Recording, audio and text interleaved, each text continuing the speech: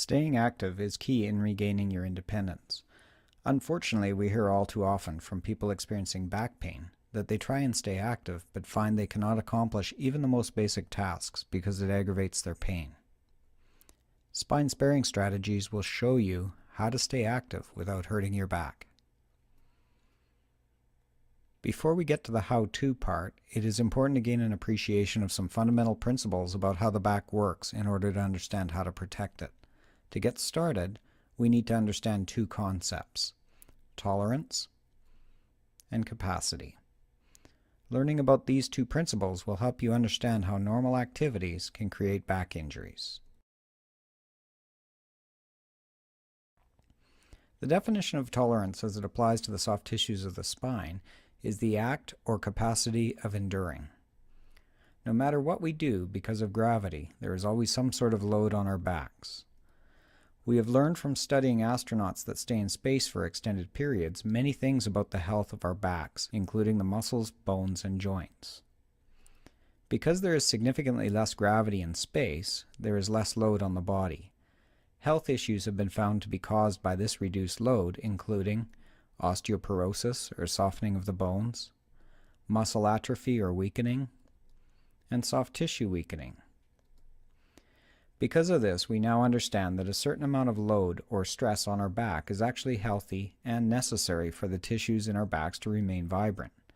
But you know how the old saying goes, too much of a good thing.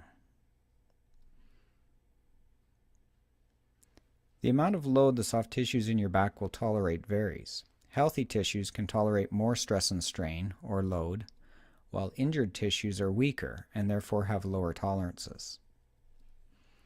They have lower capacity to sustain loads. In other words, injured or weak tissues can tolerate less. If the load placed on your back exceeds the tissue's tolerance level, then injury occurs. And now you have back pain. Each of us has a certain capacity for work. Capacity can be thought of as the sum total of all activities over a period of time. You might think of our capacity for work as an empty glass. Each activity adds some water to the glass. If there's too much water or activity, it surpasses the capacity of the glass. Exceeding capacity, or in this case overflowing water, is equal to an injury. And now you have back pain. We must be mindful of tolerance and capacity as we proceed through our days. Understanding the balance of these two principles and what can be done to influence them will help to improve our health. When we take a look at our normal activities,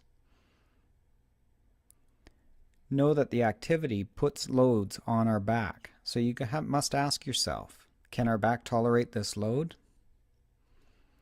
Will this load exceed the capacity of the tissue?